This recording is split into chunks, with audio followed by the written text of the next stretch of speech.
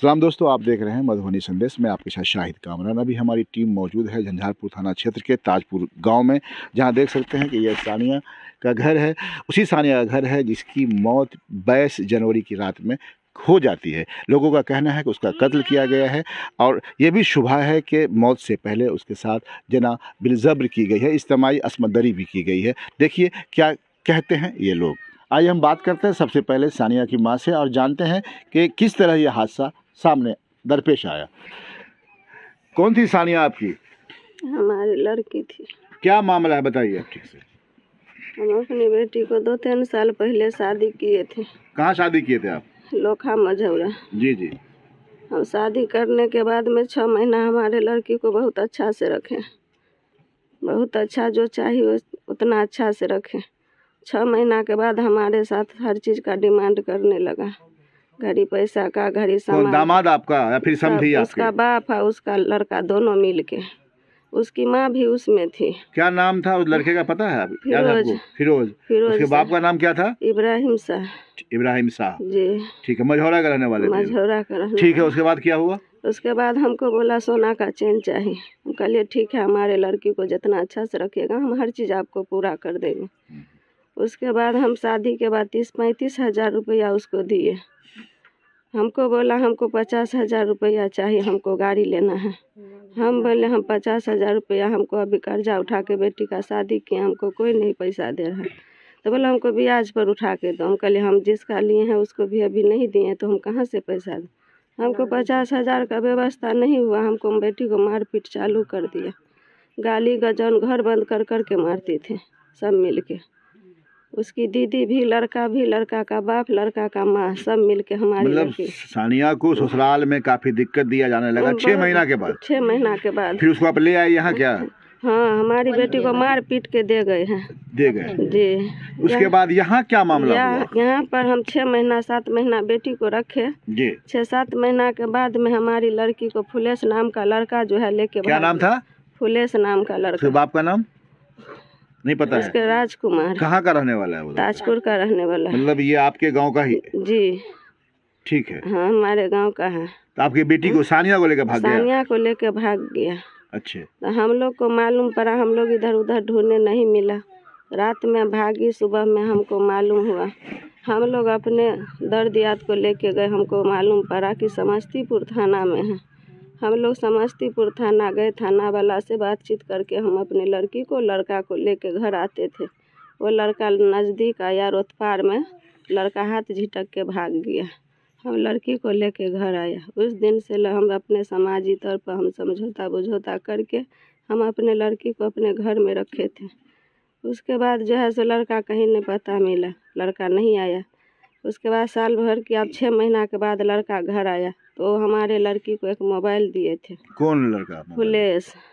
हम अपने लड़की को बोले ये मोबाइल कौन दिया? तो बोला हमको फुलेश दिया।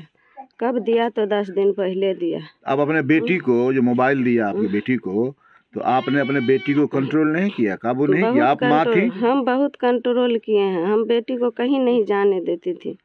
हम बेटी को घर में रखते थे हर हमेशा। हम कहीं नहीं हमारी बेटी जाती थी। तो हम मोबाइल हम अपने दियाद को हम अपने दे दिए। हमारा दियाद लोग लड़का को, अम्मी को, अब्बा को, सबको समझा बुझा के आया, देखो इस तरह से बात है, अपने लड़का को संभाल लीजिए। उसके बाद अब क्या किया नहीं किया, हमारी बेटी जब मोबाइल 2 महीना हो गया छीने तो हमारी लड़की घर से गायब थी। घर से गायब थी? तो आपका यही घर है ना जी, जहाँ बैठे हुए हम लोग जी। तो इस घर में क्या था? आप यहाँ नहीं थी, कैसे गायब हो गई वो? हमारी लड़की घर में थे, हम इस घर में सोती थी। अच्छा ठीक है।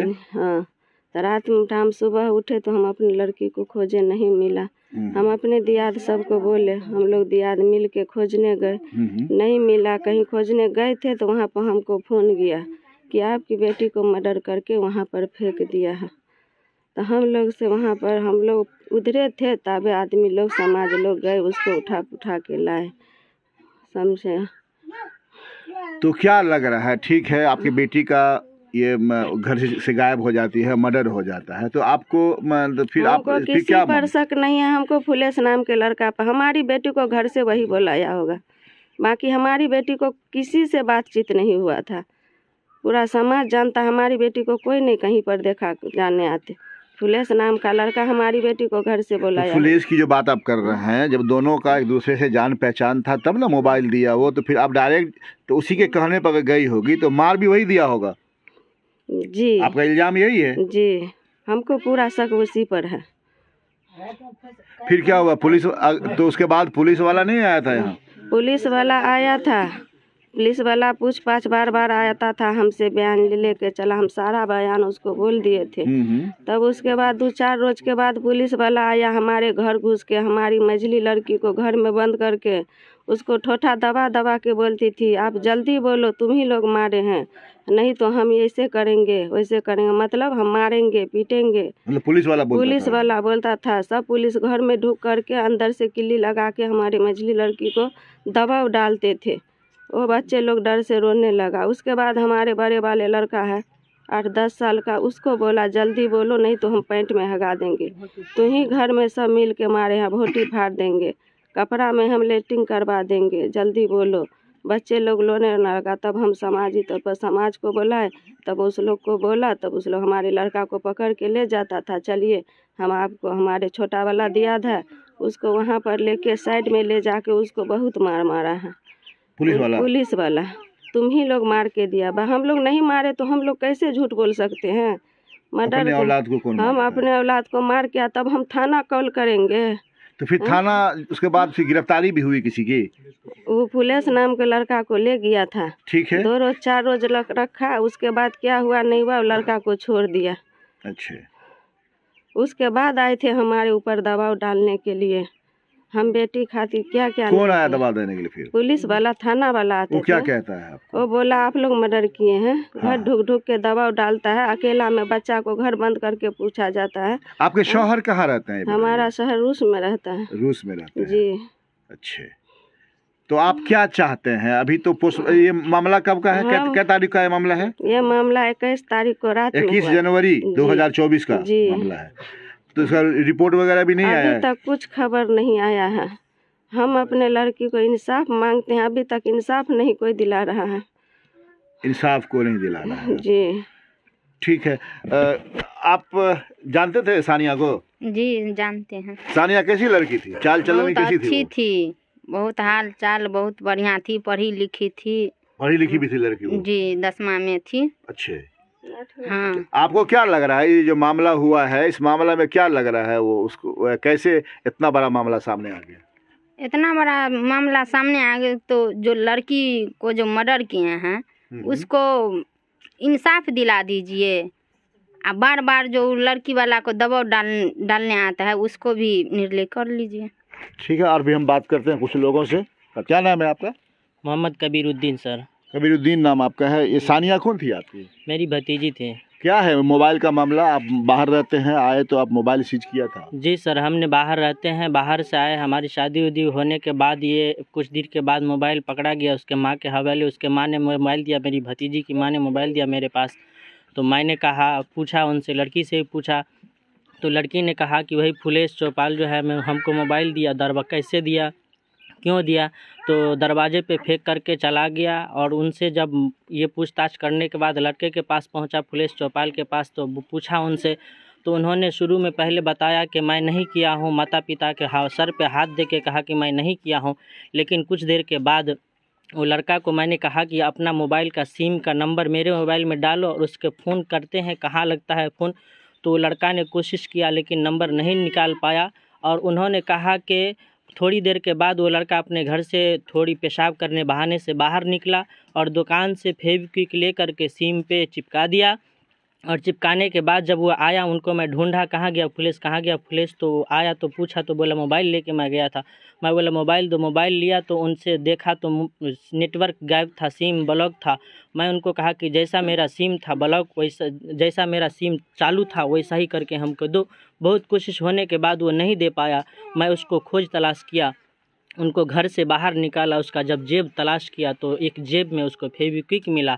उससे मैंने पोस्ट पे पकड़ लिया तो उन्हें कहा कि तुम्हारा, उनके माँ थी, उनका भाई था, उनसे कहा कि आपका लड़का, आपका भाई बहुत गुनहगार है और मैंने पोस्ट पे पकड़ लिया, तुम्हारा लड़का झूठा है। तो जाकर के उनकी माँ भी इनकार कहा कि हाँ मेरा बेटा झूठा है। उनका भाई भी कहा कि हाँ ये मेरा बाबा का मोबाइल है।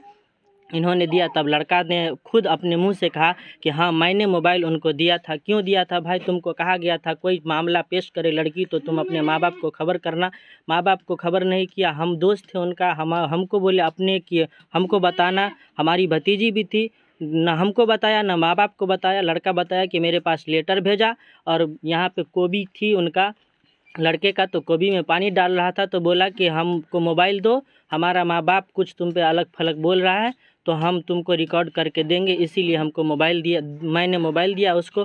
तो मैं उनसे कहा कि तुम दिया क्यों आखिर, और उसका मुजरिम तुम हो, तुमको इसको बहुत सूचना देना पड़ेगा। तो उनके माँ बाप को सबको मैंने कहा और को कहा कि तुम अपने बेटे को बहुत से अच्छे से खातिरदारी लो और बहुत से जानकारी लेने के बाद इनको जो निर्णय होता है चार समाज के बीच में उनको करो, या नहीं तो अपने आप को करना चाहते। उनका पापा और की मम्मी सब घर पे थे उस टाइम में। मैंने कहा, उनके बाद कहने के बाद हमने वापस घर पे आ गया। देखा दर्शकों कि यहाँ जो मामला है सामने में, यह गांव का ही मामला है। एक तरफ सानिया का घर है और इसी मोहल्ले में उस चौपाल, क्या नाम बताया था? फुलेश चौपाल का घर है। कैमरा वहाँ दिखाइए आप। ये सामने देख रहे हैं फुलेश चौपाल का घर है, जहाँ फुलेश रहा करता था। और ये अगर देखा जाए तो एक तरह से ये प्रेम प्रसंग का ही मामला हो जाता है। हालांकि सानिया पहले से ही शादीशुदा थी। बीच में सानिया को लेकर फुलेश चौपाल भाग जाता है, 3 दिन बाहर रखता है।